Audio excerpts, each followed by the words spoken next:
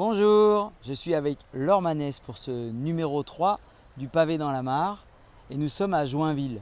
Alors c'est très joli mais ça va peut-être être bientôt pollué.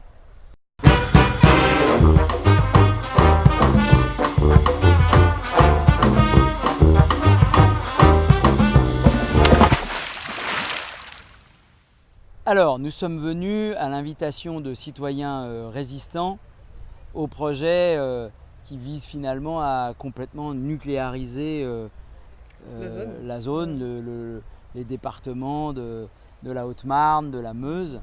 Alors bien sûr, je suis retourné pour la 5e fois à Bure, sur le site de l'Andra, au bois Le Jus. On a eu une petite rencontre rigolote, vous verrez en images.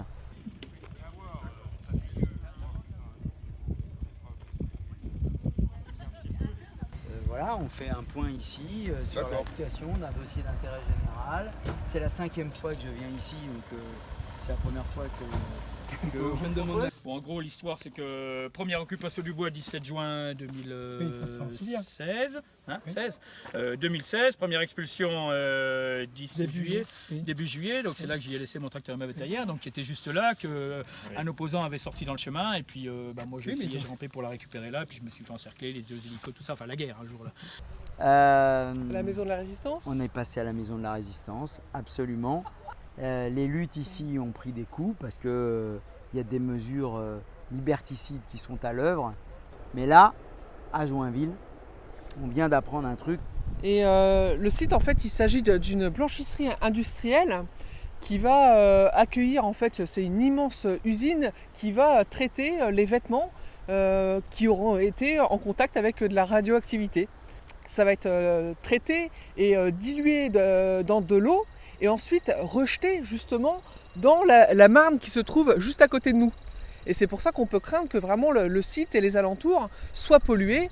Les habitants n'ont pas l'air d'être au courant en plus de cette installation. Le permis de construire aurait été délivré il y a 1 an, mais on s'aperçoit en fait que le panneau a été posé il y a moins d'1 semaine. Et sans préciser que c'est une blanchisserie industrielle pour le nucléaire, les vêtements des salariés du nucléaire de toute la France. Mais ce que ne mesurent pas les gens, c'est qu'il va y avoir des niveaux de radioactivité sur le site, que ces niveaux vont terminer dans le milieu naturel. Qui dit la Marne dit la Seine, qui dit la Seine dit la capitale de la France. Et c'est pour ça qu'on tenait à se rendre aujourd'hui sur ces différents sites pour remettre l'accent sur cette lutte qui dure depuis maintenant plus de 20 ans. Donc on a bien compris qu'on peut peut-être prendre appui sur des pays européens qui n'ont plus ou n'ont pas de nucléaire pour que cette bombe à retardement du nucléaire ne pète pas à la gueule du vieux continent, mais on a aussi un enjeu en France. L'enjeu en France, c'est en 2022, nos convictions écologiques doivent être en tête parce que sinon on court à la catastrophe. Voilà.